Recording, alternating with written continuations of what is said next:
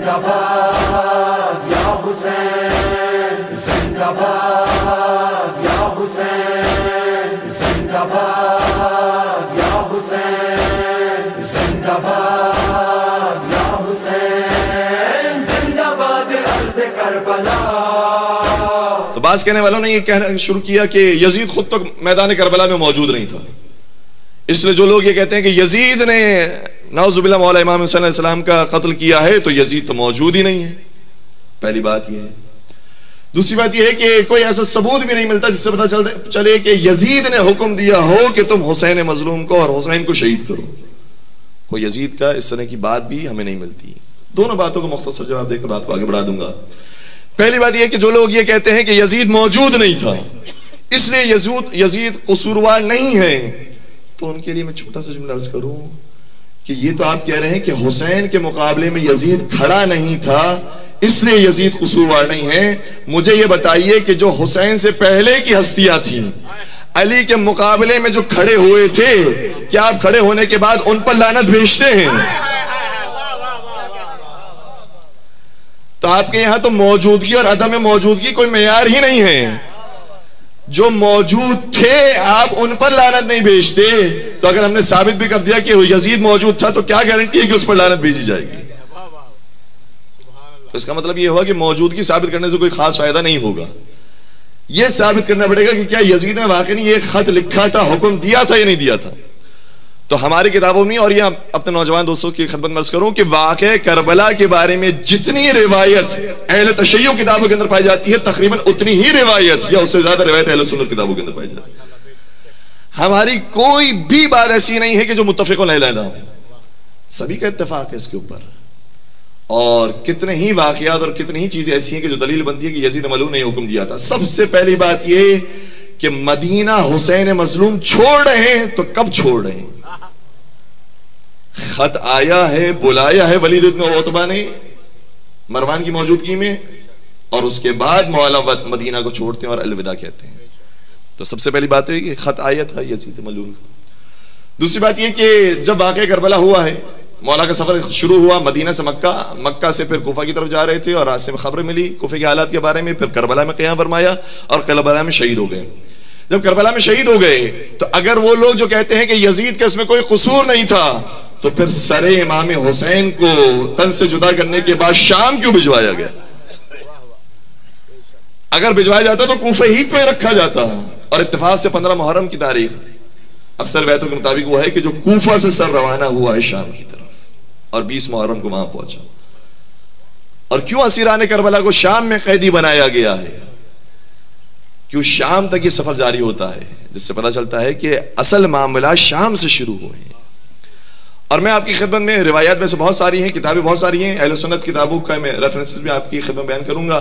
الفتوح ابن عاصم کوفی کے اندر روایات موجود ہیں، اخبار الطوال کے اندر دینوری نے روایات لکھی ہیں، ابن عساکر نے تاریخ دمشق کے اندر روایات لکھی ہیں، اور ایک بہت معتبر نام کتب اہل سنت کا علامہ ذہبی نے سیر اعلام النبلاء کے اندر یہ بات لکھی۔ اور وہ جو یہ بات کہہ رہے ہیں وہ خود اپنی تحقیق کی بات بیان کر رہے ہیں، میں اہل سنت نظریہ اپنے برادران کی خدمت نظر کر رہا ہوں۔ فرماتے ہیں کہ یزید کون تھا؟ کان ناصبیا غلیظا فظا غلیظا جلفا۔ یہ یزید وہ ہے کہ جو تند مزاج رکھنے والا تھا، اہل بیت کے خلاف سختی کرنے والا تھا، قسی القلب تھا، اور پھر جو لفظ استعمال کیا جلفن، اس کا ترجمہ جو عربی جاننے والے ہیں وہ جانتے ہیں کہ احمق تھا۔ اور پھر آگے اس کے بارے میں بیان کیا یتناول المسکر، یہ شراب پیا کرتا تھا۔ یہ اب کوئی شیعہ عالم تو کلام نہیں کر رہا، اور اتنے بڑے عالم علامہ ذہبی کے جملے یہ ہیں، یتناول المسکر ویفعل المنکر، شراب پیا کرتا تھا اور ہر حرام کام کیا کرتا تھا۔ پھر آگے کہتے ہیں افتتح دولتہ بمقتل الشہید الحسین، اپنی حکومت کا آغاز کیا تو حسین شہید کے قتل سے۔ ہے میرے ساتھ بات پہنچ رہی ہے؟ افتتح دولته بمقتل الشہید الحسین واختتمها، اور اپنی دولت کا اور اپنی حکومت کا اس کا اختتام ہوا ہے تو کس واقعے سے؟ بواقعۃ الحراء، مدینہ پر جو چڑھائی کی تھی اس واقعے سے اس کی حکومت کا اختتام ہو رہا ہے۔ نواز رسول کو بھی شہید کیا، ان کے اصحاب کو، ان کے انصار کو، ان کے گھر والوں کو شہید کیا، اور واقع کربلا، واقع حرہ کے اندر اصحاب کو شہید کیا ہے اور صحابیات کی عصمت دری کی۔ یہ ہے یزید۔ اور پھر آگے وہ خود کہتے ہیں مقتہ الناس، لوگ اسے ناپسند کرتے تھے، ولم یبارک فی عمری، اور اس نے اپنی زندگی میں کوئی خیر انجام ہی نہیں دیا۔ تو یہ ہماری کتابوں کے اندر موجود نہیں ہے۔ خود برادران اگر اپنی کتابوں کو مطالعہ کریں تو انہیں واضح ہوگا کہ یزید کس خونخوار صفت آدمی کا نام تھا۔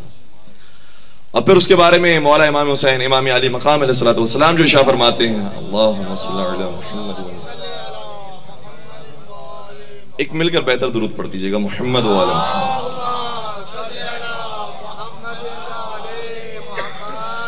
جب امام نے فرمایا کہ ولید کے دربار میں کھڑے رہ کر فرمایا ان اہل بیت النبوہ، ہم اہل بیت نبوت ہیں، ومعدن الرسالہ، رسالت کے معدن ہے، ومختلف الملائکہ، ملائکہ ہمارے در پر آنا جانا کرتے ہیں۔ اور پھر آگے شاہ فرمایا ویزید رجل فاسق شارب الخمر قاتل النفس المحرمہ معلن بالفسق مثلی لا یبایع مثلہ۔ فرماتے ہیں میری زبان سے سنو کہ یزید کون ہے؟ یہ وہ زبان ہے کہ جو پاک زبان ہے، یہ وہ زبان ہے جو سچی زبان ہے، جو جھوٹوں کے مقابلے پر میدان مباہلہ میں گئی ہے۔ اس زبان سے سنو کہ میں یزید کا تعارف کروا رہا ہوں، یزید رجل فاسق، یہ فاسق و فاجر انسان، شارب الخمر، شراب پینے والا ہے، قاتل النفس المحرمہ، بے گناہ لوگوں کا قتل کرنے والا ہے، معلن بالفسق، فسق و فجور کرنے والا ہے، مثلی لا یبایع مثلہ، صرف میں یزید کی بیعت نہیں کر سکتا بلکہ جتنے مجھ جیسے ہیں وہ یزید جیسے کی بیعت نہیں کر سکتا۔ حسینیت زندہ باد، حسینیت زندہ باد، یزیدیت مردہ آباد، یزیدیت مردہ آباد، دشمنان اہل بیت پہ لعنت بے شمار، محمد والے محمد بلند تر صلوات، اللہم صلی علی محمد والے محمد وعجل فرج۔ تو یزید کو پہچاننے کی ضرورت ہے، اور اس کے تو مظالم اتنے تھے کہ اس کے بیٹے کو شرم آئی کہ میں حکومت اپنے بابا کی حکومت پر کیسے آؤں۔ اور پھر اس کا بیٹا بھی کچھ ہی دنوں کے بعد مر گیا، اور یہ روایتیں نہیں بتاتی ہیں کہ اسے کس نے شہید کیا یا وہ تبھی موت مرا۔ تو یہ کیفیت ہو گئی تھی کہ معاویہ بن یزید اپنے باپ کی حکومت کا انکار کر رہا ہے کہ یہ ناجائز حکومت تھی، وہ حکومت جو نواز رسول کے خون سے سجی ہو، اس حکومت کا انکار اس کے بیٹے نے کر دیا، بتا دیا کہ میرا باپ کیا تھا۔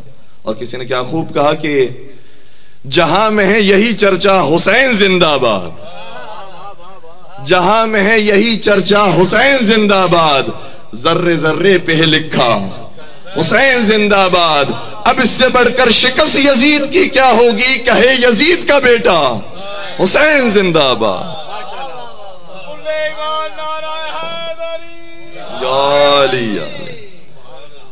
تو جو یزید کو ڈیفینڈ کر رہے ہیں وہ اپنی ہی بزرگان کی کتابوں کو دیکھیے کہ ان کے نظریات کیا تھے، کتنا تبدیل کیا جا رہا ہے تاریخ اور کتنا مست کر کے اپنی نسلوں کو پیش کیا جا رہا ہے۔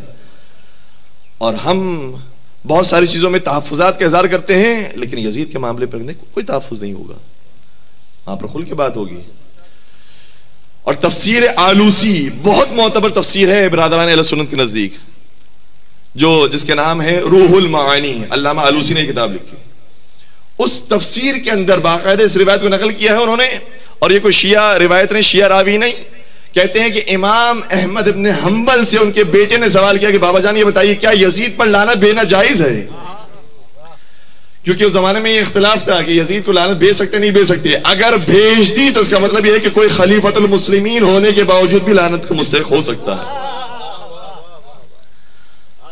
اور اگر خلیفۃ المسلمین ہیں تو کیا پھر اس طریقے سے ان پر لعنت نہیں بھیجی جائے، یہ کیا جائے، کیا کیا جائے؟ آپ بتائیے آپ کا کیا نظریہ ہے؟ انہوں نے بڑا خوبصورت جواب دیا، اگر یہ کہہ دیتے کہ میرا نظریہ یہ ہے کہ یزید پر لعنت بھیجنا جائز ہے تو بات یہیں پہ ختم ہو جاتی، دفن ہو جاتی، لیکن انہوں نے کہا کہ میں تو قرآن کی آیت پیش کر رہا ہوں، قرآن کی آیت یہ کہہ رہی ہے کہ یزید پر لعنت بھیجو. کون سی آیت؟ کا ارشاد ہوتا ہے قرآن کریم کے اندر کہ قرآن کریم یہ کہتا ہے فَهَلْ تَوَلَّيْتُمْ فَهَلْ عَسَيْتُمْ إِن تَوَلَّيْتُمْ أَن تُفْسِدُوا فِي الْأَرْضِ وَتُقَطِّعُوا أَرْحَامَكُمْ أُولَٰئِكَ الَّذِينَ لَعَنَهُمُ اللَّهُ فَأَصَمَّهُمْ وَأَعْمَىٰ أَبْصَارَهُم.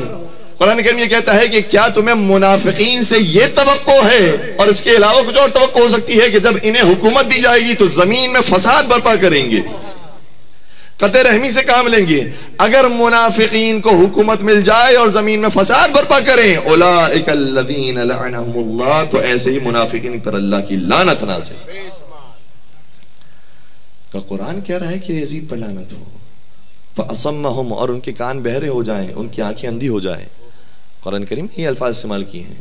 تو کیا تمہیں کوئی شک و شبہ ہے کہ منافقین کو اگر حکومت ملے گی اور یہ کام کریں گے تو ان پر اللہ کی لعنت نہیں آئے گی؟ لعنت کے مستحق قرار پائیں گے. لیکن میں کہوں گا اے امام احمد بن حنبل، آپ نے بڑا کام کر دیا. آپ نے قرآن کی آیت پیش کر کے ہمارے بہت سے معاملات کو حل کر دیا، کیونکہ قرآن میں نام موجود نہیں ہیں، اوصاف موجود ہیں، خصوصیات موجود ہیں. قرآن تو اصول سے بات کرتا ہے، لہذا جو اس اصول پر پورا اترے اس پر قرآن کے مطابق لعنت ہے. اور اس کے لیے 3 صفتیں ہیں. پہلی صفت یہ کہ وہ منافق ہو، حکومت لے لے اور فساد برپا کرے تو اس پر اللہ کی لعنت ہو. اب دیکھتے جائیے جو منافق گزرا اور حکومت چھینی اور پھر زمین میں فساد برپا کیا، اس پر قرآن کے مطابق اللہ کی لعنت نازل. تو یہ کوئی نیا نظریہ نہیں ہے کہ جو ہم بیان کر رہے ہیں، یہ 14 صدیوں سے چلا آ رہا ہے.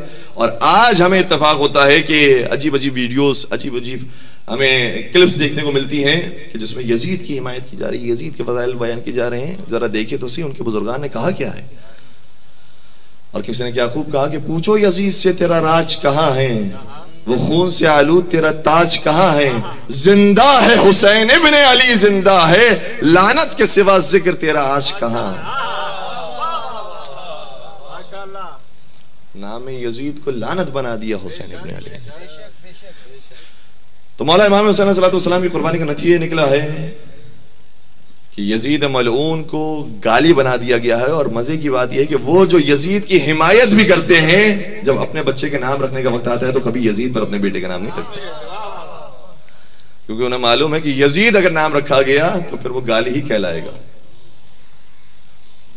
تو مولا امام حسین علیہ السلام کی جو خدمات تھی اور ان کی قربانیاں تھی، اس کا نتیجہ یہ نکلا ہے کہ یزید ملعون لعنت بن گیا.